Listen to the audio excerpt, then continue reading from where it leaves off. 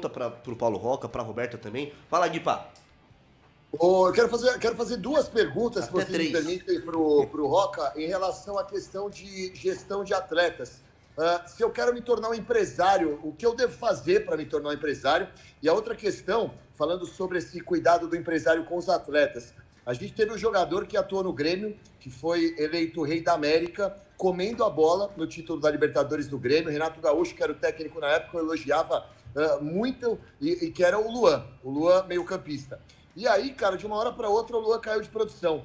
Como que você avalia o trabalho da gestão de carreira do Luan, que foi um cara que começou a carreira um pouco mais tarde no profissional, mas estourou e depois ele não teve, talvez, uma cabeça para sustentar a fama dele, a qualidade dele. E se você acha que o trabalho do empresário não foi tão interessante, claro que você vai falar isso por causa de ética, mas o que você, se fosse empresário do Luan, teria feito de diferente nessa questão do Luan ter perdido a gana de jogar futebol?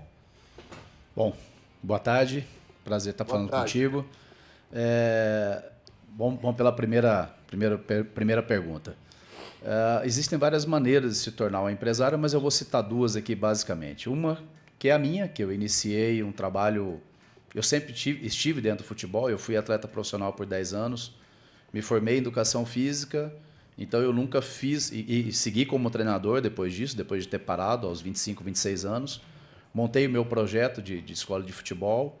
Ali nós formamos vários jogadores interessantes e gradativamente eu fui migrando para a área empresarial e quase que foi uma coisa assim sem programar. Ela foi acontecendo porque os jogadores começaram a ir para os clubes, eu comecei a prestar um atendimento e uma assessoria a esses jogadores com coisas mais simples, chuteiras, perguntar como eles estavam, ligar para o clube para saber como que eles estavam indo, orientá-los, né, no comportamento e no dia a dia deles com relação a rendimento, com relação à postura dentro do clube.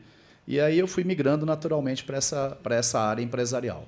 A outra que pode acontecer é quando a pessoa tem muito dinheiro, né, tem um capital para investir e ela monta uma equipe de trabalho com scouts, com uma parte jurídica, com uma série de coisas que são necessárias para uma empresa e ele passa a fazer esse investimento, né, numa equipe que vai trazer para eles informações e segurança jurídica. Então, basicamente, esse é o caminho do empresário. Ele deve criar uma empresa, registrar essa empresa na CBF, gerar os primeiros contratos com jogadores que preferencialmente tem que ser jogadores acima de 16 anos, mas a gente sabe que o mercado atua de uma maneira diferente porque está cada vez mais precoce. Com relação ao Luan, é um caso interessante, porque o Luan ele é de São José do Rio Preto, eu estive morando em Guaíra por muito tempo, mas eu sou de Catanduva, que é do lado ali. Então eu já conheci o Luan desde menino. Inclusive eu trabalhava numa empresa no Rio, quando ele explode no América de Rio Preto, ali numa Copa São Paulo, que se eu não estou enganado foi em 2013. Foi. O Luan, exatamente isso, né? E ele vai muito bem, e eu ligo para a empresa que eu trabalhava e disse, nós precisamos fechar com esse atleta. Mas, dando sequência, ele vai para o Catanduva, do Catanduva o Grêmio leva ele com uma opção de compra, ele vai muito bem nos primeiros 6 meses ali no Grêmio, o Grêmio opta pela compra, e ele vai evoluindo, porque ele tinha muita qualidade, ele era um salonista, ele era um jogador de salão, e ele vai muito bem nos lances curtos, no passe curto, no drible curto. Ele não tinha muita força, mas ele tinha muita qualidade técnica. E apesar de tudo isso, e ele ter sido eleito o melhor da América, e com justiça, né, porque realmente ele foi, o Luan tinha um grande problema no extracampo. E isso era desde menino. O que não permitiu ele chegar antes num clube maior era justamente esse foco que ele deixava de ter quando ele não estava em campo. Então, dentro de campo ele produzia, mas fora de campo ele deixava de ser um atleta profissional. E isso, com o tempo, vem a cobrança, tem um peso e tem o custo de você, em um determinado momento, não ter mais o físico para jogar. E o talento só, depois de um tempo, não basta. Queria só aproveitar esse tema, são duas perguntas que eu tenho, e as duas relacionadas à sua fala com relação ao Luan.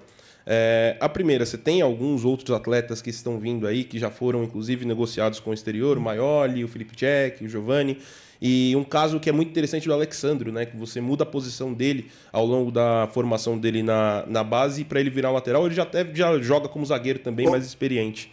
E aí eu queria saber de você como é que é esse processo de entender o que cada jogador tem para oferecer. Esse caso que você citou do Luan de ser um salonista, ele usa muito a sola do pé para jogar, né? Ele faz muito aquela condução que é rolando a sola do pé e trazendo a bola para perto dele.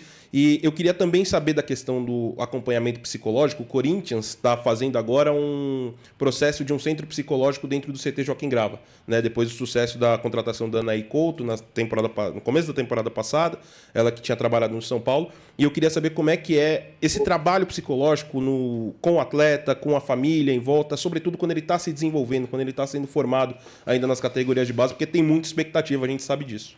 Ele é Rodra.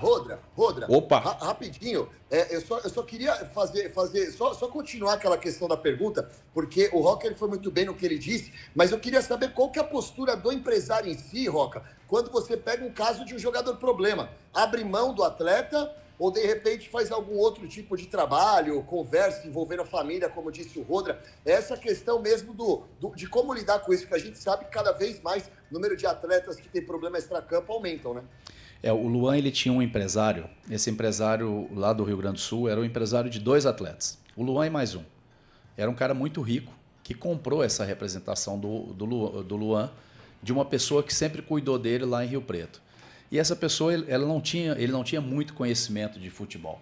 Ele tinha o capital para investir, mas não tinha muito conhecimento. Tanto é que quando surge uma proposta para o Luan, as pessoas dizem que foi o Grêmio que travou. Não foi.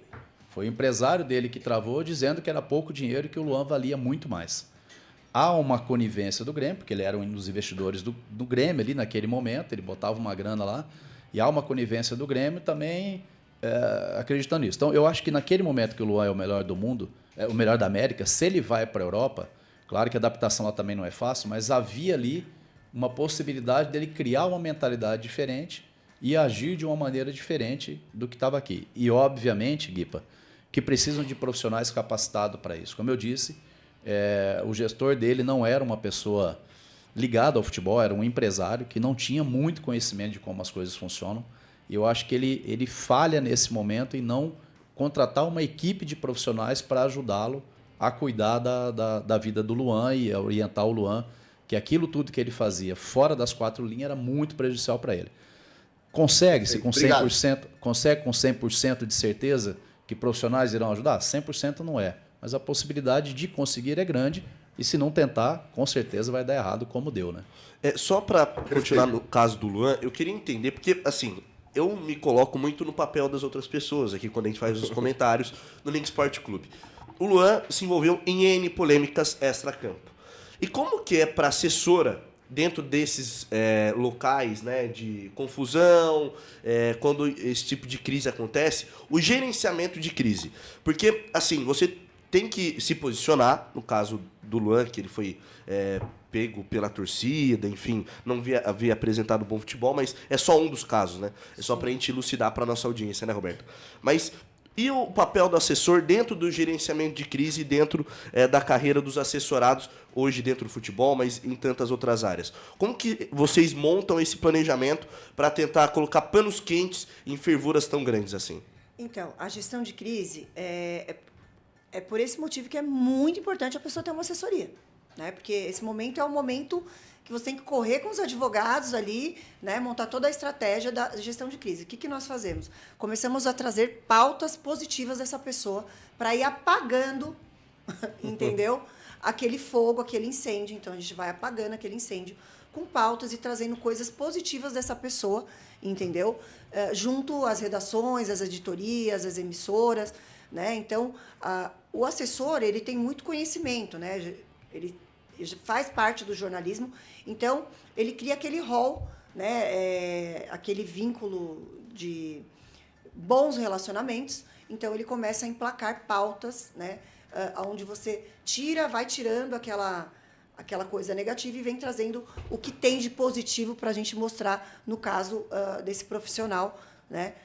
E aí isso já vai amenizando e sempre assim, né? Cada dia é uma bomba. Então, isso faz parte, né? Então, as pessoas elas vão tirando foco. Então, quando elas vão vendo aquelas coisas positivas, elas vão esquecendo um pouco daquilo de negativo que veio a causar essa gestão de crise.